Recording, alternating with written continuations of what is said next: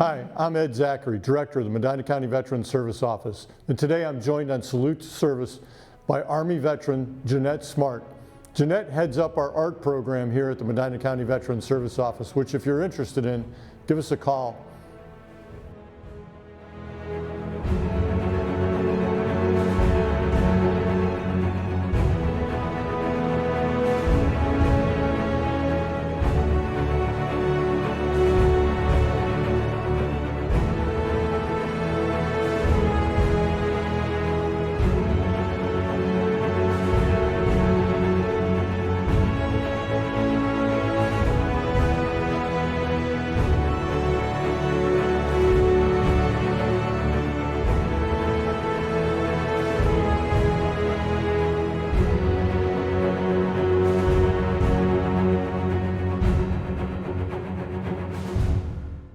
With me today, I have U.S. Army veteran Jeanette Sue Smart.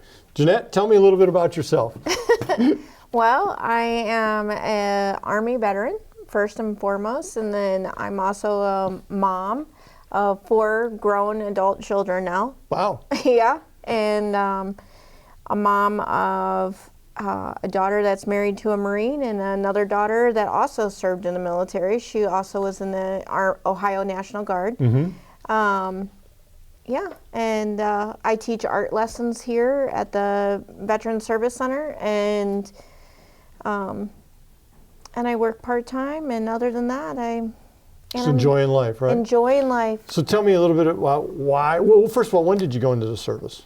So I joined the service in 1999. Okay. So, and then I actually was a single mom at the time.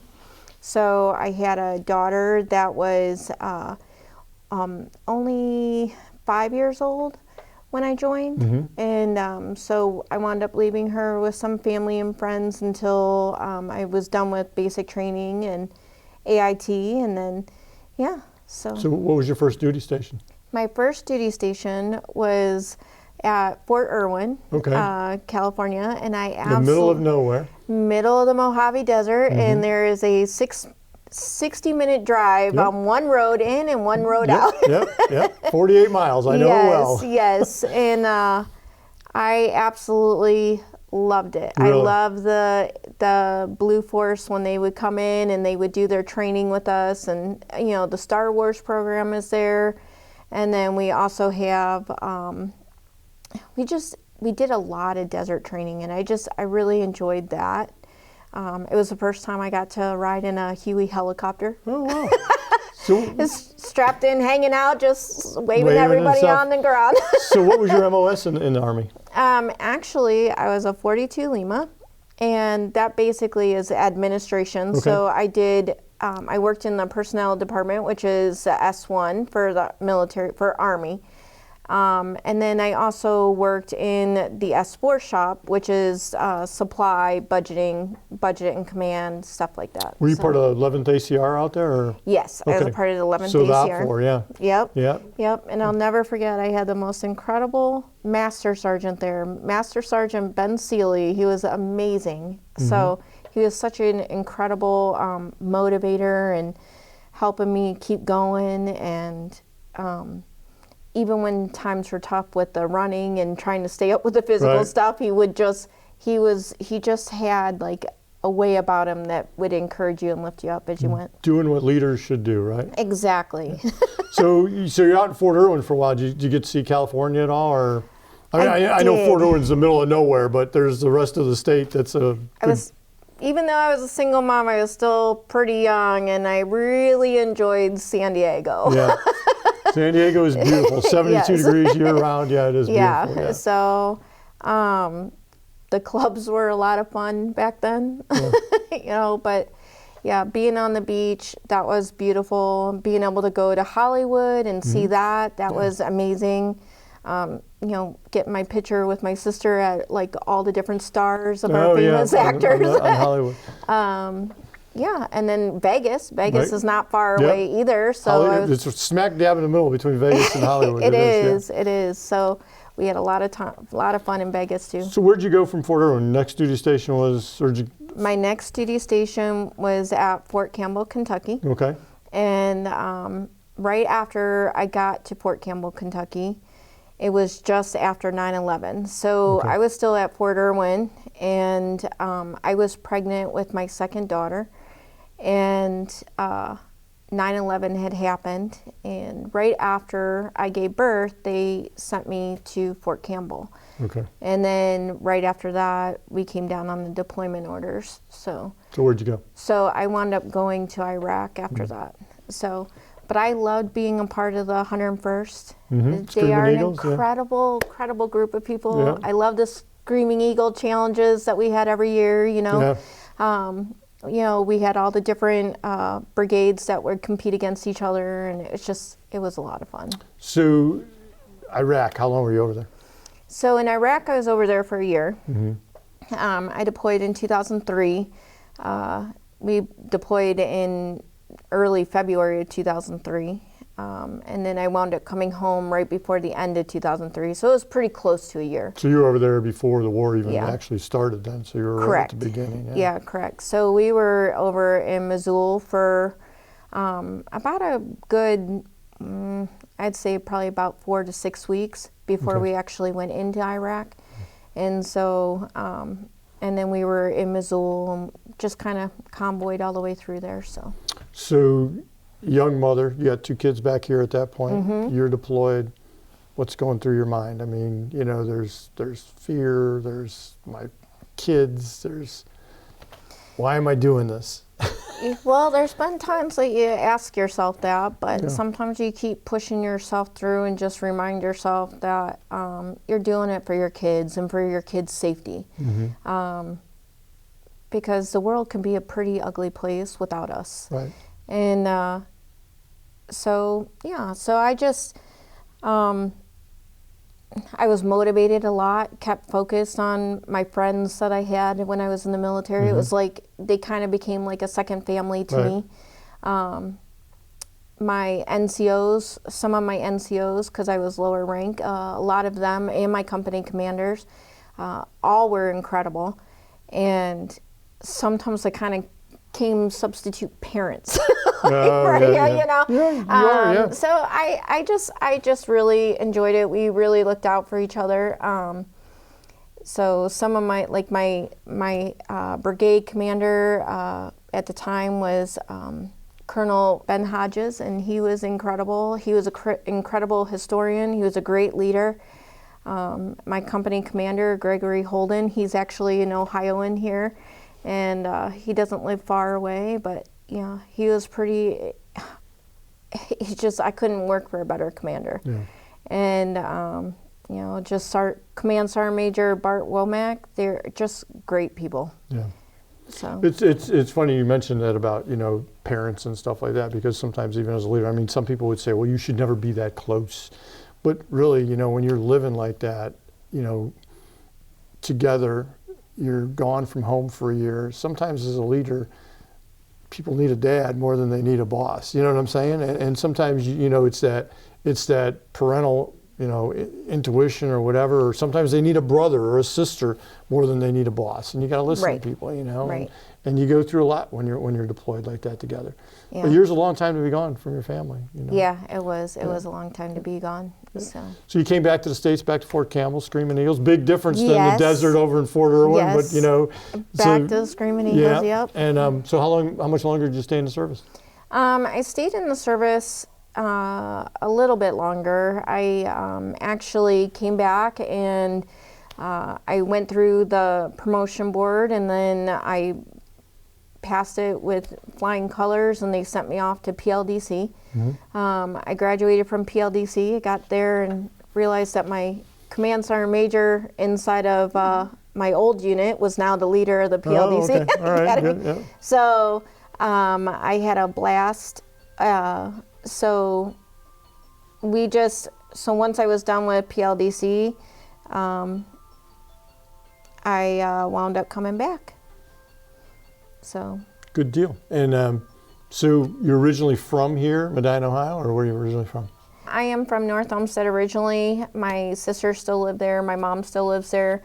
I used to have an aunt and uncle that lived out here in Medina County. So when I was up in Alaska for a while, I decided that I wanted to move back home to be closer to my mom because she's pretty ill. And so I just decided to move back to what was familiar. So Well, Medina County is a great place to be a veteran, right? it is a great place to be a veteran. And there's so many things here at the VSO that people can be a part of. And I think that's one of my favorite parts about it. So we do got an art program here, and you run the art program for us. Yes. And, you know, we're always trying to get people into, you know, whatever they suggest, you know, maybe we can do a program for it. So tell us a little bit about what you try to do during that art program and how you kind of approach it as the leader of it. So being the leader of the program, I first off, it's encouraging to me to be able to help them as well. So it's kind of like a two-way street. So they help me and I help them. A lot of soldiers come back with PTSD and emotional problems. You know, it's just a way to release a lot of that stuff that you can't really get out in words, that you put down on paper or in art, and you make something creative out of it. We have some great examples over here. We do. Yeah. So these are just some little projects that some of them have done. You know, and it's just nice to be able to hang out and get out of your head for a little bit and just be able to do something with your hands and talk with other veterans that have had similar experiences, which you can't find that anywhere else. Yeah, I think, you know, it's fun because I've been watching, you know, folks come through the different programs we got here. And I think number one is, you know, if you were to go, hey, Ed, you should go to this art program. I mean, I'm kind of like, well, I don't know anything about art. But once you're amongst your peers, you know, you're amongst other veterans, it doesn't matter if I know anything about vets. I just want to go, or about art. I just want to go hang out with vets. And, you know, I remember the first time we did this, I think it was about a year ago, we started this, and I walked in afterwards and I looked at some of the art and I was like, oh boy. But it's, you know, you see it week after week that people, and the goal isn't for them to become Picasso. The goal is for them to, you know, talk to each other and have fun and experience different things. But you see the art getting better. You really do. It does. And now I was looking at this like little doll over here we got. Yeah. And, you know, and there was another one I was looking at that I thought was... She's one of our very creative artists that we have. The one up there, it looks like a poinsettia to me, but I don't know what it is. But yeah, both of those in the fish, I mean, they're really getting good. I'm kind of like, wow, this is like, you know, maybe we do got Picasso. I don't know. But the feedback's been really great. And tell me a little bit about, you mentioned how, you know, and as leaders, we get things back to. There's a paycheck back to us from, and when I say paycheck, I don't mean money, but we're helping people, which helps us. Tell me a little bit about that, because you said that this is a two-way street. It is a two-way street. So just being able to, I don't know, I guess to me, it's like taking all the stuff that I have learned from the leaders that have been a part of my life inside the past, with the military, being able to use that skill to kind of help listen and guide and gently just be gentle as you teach, you know, and tell them exactly what you said. You don't have to be Picasso to start the art classes. Right. And it's not about that. It's about just getting out of your head. Yeah. And in time, things will come. You know, they will develop in time. You'll start becoming more creative, and then you're using the other side of your brain. So I really enjoy that because it's a blessing to me, because it kind of like fills my cup up, I guess, for the week. So then I'm more motivated too to go out and be more positive out inside the real world. So I had a friend of mine who was a psychiatrist tell me once, he said, Ed, these young men and women, it's never going to go away. It's not about making it go away. It's about teaching them to live the best life they can with it. You know, it's how do I deal with this on a day-to-day basis and live the best life that I possibly can? Because I think a lot of people think, you know, I'm going to go to therapy or I'm going to go see a doctor or whatever, and eventually the pain's going to stop. And it doesn't. It really doesn't. It's just how do we learn to negotiate that? What's the feedback you've gotten from the people in your program, or the people that are in other programs? But what have you heard back? So I've heard some positive stuff. There has been some individuals that it's just I think it's just too hard for them at this moment, and I, hoping every day I'm reaching out, trying to help that they come back. Right. One of the big things is just keeping them reminded, letting them know that, hey, I'm here to listen. If you had a really bad week and you had something really bad happen, I'm here to hear what you have to say. It's a safe and then space. how can we walk through this? Like what could you, like if it was up to you, what would you have done differently in that situation? Or what did you feel good about that? Or what did you feel bad about that? And, let's walk through that. So that, and then, kind of reminding them about the grounding techniques, reminding them to breathe. A real good one that I would like to go over with them eventually is going to be about naming your fear, because people talk about trying to walk through life without fear. Well, when you have PTSD, that fear, it always comes back up. Yes. But if you name the fear, call it out. you call it out when it's in the moment, Yeah. and give it some silly name, like, I don't know. You could come up with anything like Mario or something like that, like Super Mario, stop, leave me alone, So, it's just those kind of, I guess that's the biggest thing, is helping them to get through the day-to-day basis, day-to-day events in their life, and being able to learn how to handle those stresses. It's somebody was telling me the other day about, and we've all learned it, the boxed method, so when you get upset, breathe for 4 seconds, exhale for 4 seconds, Yes. or 10 seconds, whatever it is. And someone said, well, when I'm upset, I'm not going to remember to breathe like that. And I'm thinking to myself, well, that's true. I'm not either. I'm just upset, right? Yeah. And the person that was telling us this, and I've heard that method for years, said, well, at some point you will remember it, and it'll help you calm down. And he said, if every time you get upset, you remember it 10 seconds sooner, eventually you'll learn to do it before you get upset. And I'm like, well, maybe that makes sense, I'm like, but it's not to stop doing it just because you don't, get back on the wagon. It's kind of like, I did it wrong, but I'm going to do it right next time. It's funny, we got about 5 or 6 different programs going on here, and they're small, and we're trying to grow them.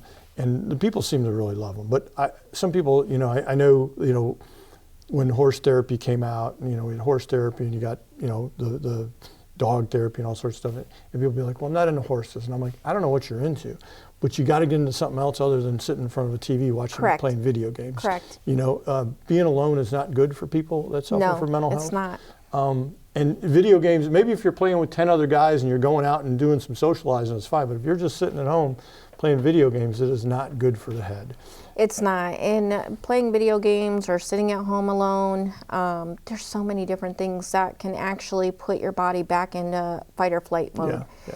And even myself, I'm learning those as I'm growing. I'm still working on it all the time.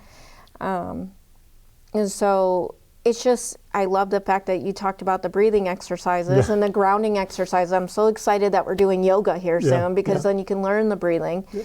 Because I never knew, when I started my journey with my own PTSD, I never knew that there was like different types of ways or different ways to breathe based on your type of trauma. So, and I also learned that if you practice it, your breathing exercises before an event happens that triggers you into a panic attack, then you're more prepared, and you can easily pull that, ace out of your pocket and be able to use that to kind of calm yourself down. Yeah, there's something out there where if you do the breathing technique just in the morning for like 20 minutes, and and they say if you ace like 10 seconds, you're doing good, Right. But if you do it for like, maybe it was 10 minutes, not 20 minutes, but if you do it every morning, that just doing it actually does something to your brain because of the oxygen going in. I don't know, I'm not a doctor, but I'm like, well, hey, if it works, and I don't know, maybe if you just believe it works, it does something for people. I think the feedback's been really good. We're looking for, she mentioned we're starting yoga up next month sometimes, and all these classes are designed for, the beginner, the novice, whatever. I mean, it's kind of like, come and share your talents. If you're a great yoga person and you just want to come to the class and help people out, I mean, it's not like, it's not like you got to know yoga to be here, Right. or you got to know Tai Chi to be here or be an artist. I mean, it's just come and have fun and relax and, share what you got going on. That's my favorite part about the Medina County Veteran Service Center is that we have so many different programs and such a big variety that you can find your home somewhere. Yeah, yeah. Yeah, you can easily find your home somewhere. Yeah, we get So- guitars for vets, 10 lessons, or give you a Amazing guitar. program. Yeah, give you a guitar. You don't even have to play the guitar. You could just come for their jam sessions, and if you just like listening to music, Yeah. it's a great place to just kind of come and hang out and listen to them while they play. And We just got a drum talk. box. With last jam session, we had a guy, he doesn't play the guitar. He's like, well, I'll just beat the drum. I'm like, that's what it's for. Just keep Yeah. the beat for him, Yep. So, yeah. So it's been really cool. So tell me a little bit about, so we talk about military. How did your military, how do you carry that with you today? How do you, and I'm not talking about the bad things or the mental health or anything like that. I'm talking about the experiences that you had in the military. How did it shape Jeanette Smart for the person you are today? Well, today for me, I can honestly say that it helped me to focus at a time in my life where I felt like everything was falling apart. And it kind of helped put a lot of things back together for me, and then helped me to put anything else from the past away and have a focus and a purpose. And I had a mission. Those are the things that I loved, and I'm a life learner, so I love college. I loved it when I went to college. I love learning from other leaders and learning different leadership skills, and so I hope that I learned enough from that I can put that into action today. If you had an opportunity to address young folks out there, what would you tell a young girl that was thinking about going into service? So if I was thinking about a young girl going in the service, I would definitely encourage her, tell her to take one day at a time. Remember, basic training is not going to be easy, and it's 6 weeks, or longer, but it's only a short period of time. Right. Once you get into your first duty station, you start meeting friends, you start building those relationships, and you start realizing what that mission is and what your purpose is and what your role is. It's so empowering. It's so empowering. And then having those kind of positive relationships that you didn't have maybe prior to that, or you felt like you were lost, it's an incredible joy. There's going to be hard moments. There's going to be tough moments. There's going to be really emotional moments. But just hang in there. And you're going to have people that might say things that you don't like, but y'all learn to get together because your life depends on each other. Yeah. And so it teaches you a lot on how to get along with other people. It teaches you a lot about job building. Those are skills that you can use once you get out of the military.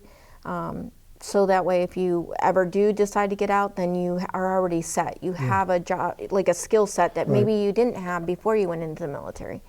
So there's lots of empowering. I think you get to meet a lot of people Right. too that you normally wouldn't meet. You learn a lot about people from around the country that, Because somebody here in Medina is totally different than somebody in Louisiana or somebody, in Experiences California. are different, yeah. Exactly. Yeah, So, and I think that is one of the beauties of joining the military too, because then you learn so much about different cultures and different people, and their different points of view. It's just, it's incredible. It's an experience. Yeah. So I ask everybody on the show if they'd do it all over again if they had the chance, would you? Absolutely, 100%. If they asked me to sign up today, I would probably go get my uniform and You're put there, it on. right? Yes. All right. Jeanette, thanks for coming on the show. Thank you. We'll see you next month on Salute to Service.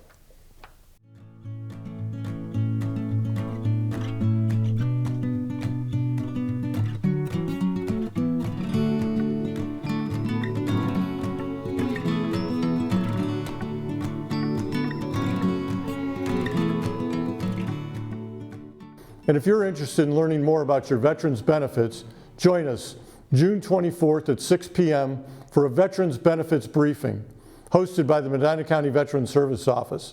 Call to RSVP so we can save you a seat. We will have some snacks available.